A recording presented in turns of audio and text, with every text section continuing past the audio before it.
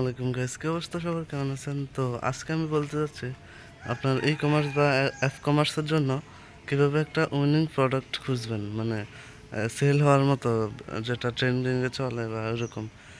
ইয়া, তো আমি অলরেডি কিছু নোটস করে রাখছি ওই মেইন পয়েন্টগুলো আর কি। তো আপনি যদি লো ইনভেস্টমেন্ট হয়ে থাকে, যেমন মানে ইনভেস্টমেন্ট তেমন নাই আপনার, তাইলে আপনি এক কাজ করতে পারেন, শুধুমাত্র একটা প্রোডাক্ট নিয়ে কাজ করতে পারেন। আগে দেখবেন যে ওইটা সেল হয় কিনা, বা আপনার সেলসের কোন ইয়ে আছে কিনা, স্কিল আছে কিনা। ওইটা সেল করতে পারলে আপনি বুঝতে পারবেন যে আপনার দ্বারা এটা ই কমার্স সম্ভব।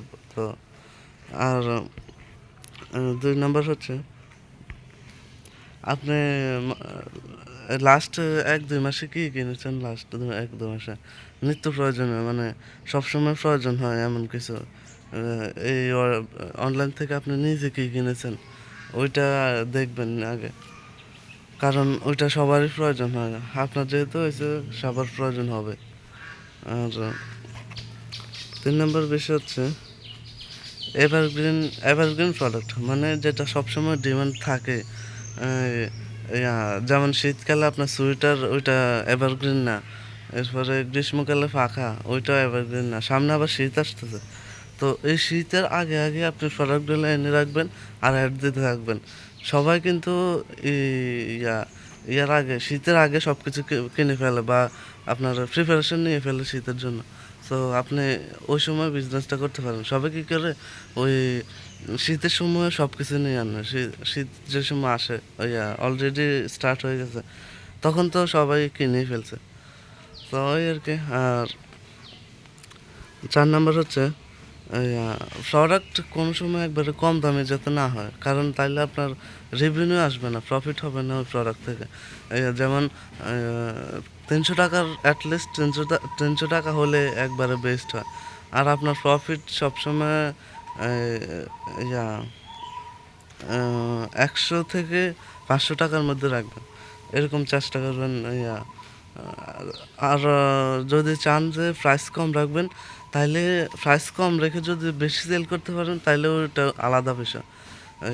ওইটা ইয়া আবার 5 নম্বর বিষয় হচ্ছে,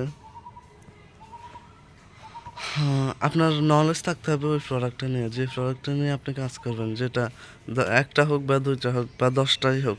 সো ওই সম্পর্কে আপনি আপনি নিজে ব্যবহার করছেন এরকম কিছু নলেজ থাকতে হবে, যাতে আপনি ওদের কাস্টমারদেরকে বুঝিয়ে ওটা সেল করতে পারেন। তো ওদিকে খেয়াল রাখবেন। আর প্রোডাক্টটা এমন হতে হবে যে এটা এটা বড় কিছু করা যাবে এটা দিয়ে, এই প্রোডাক্ট দিয়ে। যদি নিজের বানানো কিছু হয় তাহলে তো কথাই নেই, কারণ নিজের বানানো কিছু হলে এন্ট্রি ব্যারিয়ারটা কম। আপনার ই কমার্স প্রোডাক্ট নিয়ে কাজ করা, ওটা সবাই পারে, যে কেউ চাইলে এখনই করতে পারবে। কিন্তু নিজে বানানো প্রোডাক্ট ওইটা কেউ করতে পারবে না, বা কেউ ফ্যাক্টরি ইয়ে করতে পারবে না। তো ওই দিকে খেয়াল রাখবেন। আর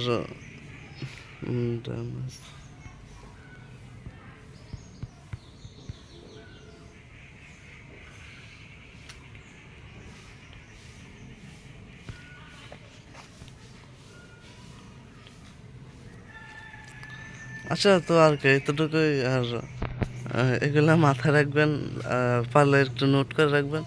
তো ভিডিওটা এই পর্যন্তই। অলরেডি আকাশে মেঘ ধরছে, এই যে কালো হয়ে গেছে আর কি একবারে। সো আল্লাহ হাফেজ।